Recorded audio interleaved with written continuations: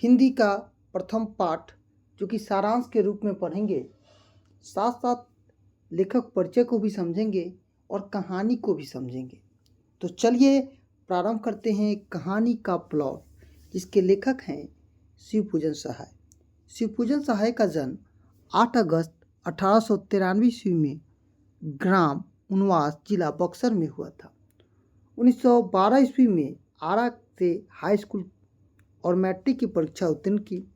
सामाजिक जीवन का जब वो शुभारंभ किए तो एक शिक्षक, कौन से शिक्षक, तो हिंदी शिक्षक के रूप में किया। साहित्य के क्षेत्र में पत्र और पत्रिकाओं के माध्यम से आरंभिक लेख, कहानी, शिक्षा, लक्ष्मी मनोरंजन तथा पाटलिपुत्र आदि पत्रिकाओं में प्रकाशित हुई। 1921 और 22 में कोलकाता के मतवाला मंडल के सदस्य हुए और कुछ समय के लिए आदर्श उपन्यास, तरंग तथा समन्वय आदि पत्रों का समन्वय और संपादक भी थे। 1934 में लहरिया सराय जाकर मासिक पत्र बालक का भी उन्होंने संपादन किया।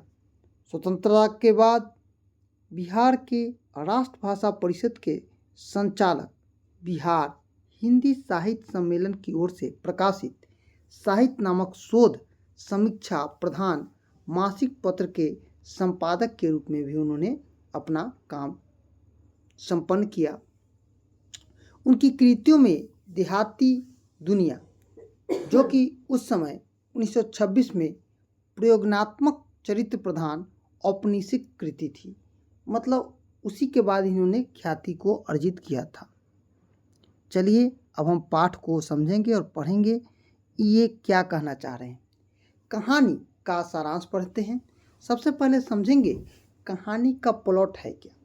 देखिए, जो कहानी होता है, यहाँ पर कहा गया है कहानी, तो एक गद्य की एक विधा होती है कहानी, और गद्य का मतलब होता है कहानी।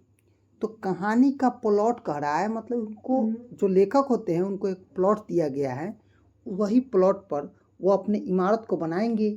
इसीलिए हर टुकड़े को एक साथ जब बनाता है तो वो क्या एक भवन बनता है। इसीलिए इस पाठ का नाम ही रखा गया है कहानी का प्लॉट।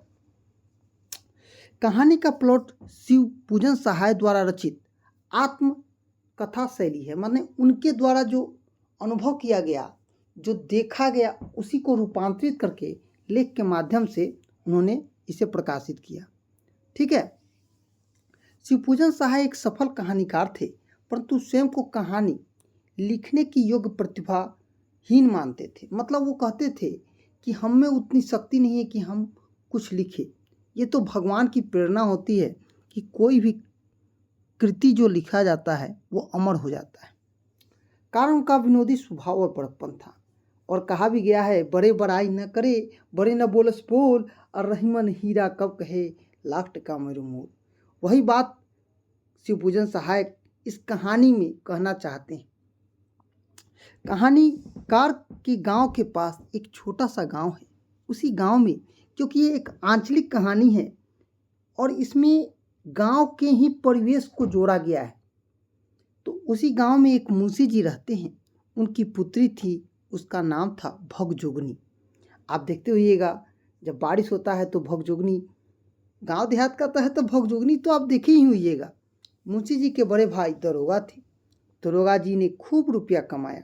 दरोगा जी जो कमाए आए, उनको जिंदगी में फूंक कर ताप गए। आज भी देख रहे हैं कितने लोग पकड़ाते हैं।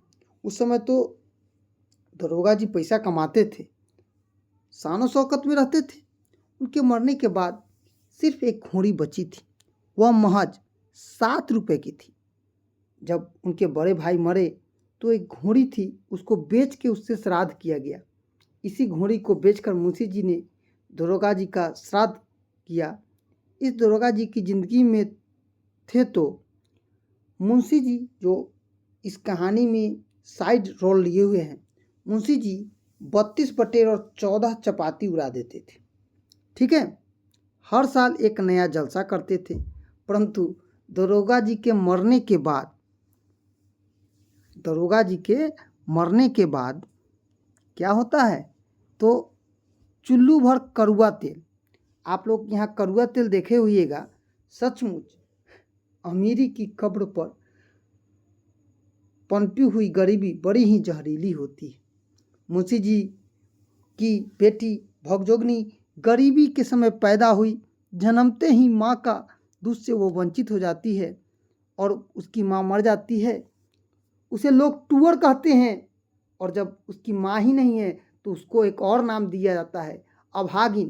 परंतु इसमें शक नहीं थी कि वह सुंदरता की मूरत थी। अंधेरे घर में एक दीपक की समान थी। कहानीकार पहली बार उसे 11 और 12 वर्ष की अवस्था में देखते हैं, परंतु कहते हैं कि दर्दनाक गरीबी को देखकर उसका कलेजा भी कांप गया। उस सुंदरता की देवी को भी जब वह सयानी हो गई तो मुंशी जी को उसकी शादी की चिंता होने लगी। हर एक बाप को चिंता होती है कि मेरे बेटी का विवाह एक अच्छे बच्चे से, एक अच्छे जिम्मेवार आदमी से हो, मगर हिंदू समाज कब बिना दहेज के किसी कन्या का वर्ण किया है? कहानीकार ने अथक प्रयास किया। उन्होंने बहुत सारे लोगों से मिन्नत की, लेकिन किसी भले मानस के घर लड़के से हो जाए, परंतु यह न हो सका। उसकी जब शादी हुई 40 से 42 साल की एक अधेड़ के साथ करी। वह अचानक चल बसा और पुनः भगजोगनी का विवाह उसके सौतेले बेटे से कर दिया गया। किससे किया गया? तो उसके सौतेले बेटे से कर दिया गया। भारतीय समाज की यह जो व्यथा है वह अपने प्रदर्शिता करती है। यह कहानी बेमेल विवाह, दहेज प्रथा, गरीबी और बुरे कर्मों का प्रभाव इत्यादि अर्थों को अपने में समेटे हुए एक कड़वी सच्चाई को रूबरू करता है। इसीलिए तो इस कहानी का नाम ही पड़ा था, कहानी का प्लॉट। इसमें मुंशी जी के बड़े भाई भगजोगनी और ये पूरी कहानी जो है भगजोगनी के परिस्थितियों के साथ और मुंशी जी के परिस्थितियों के साथ मिला।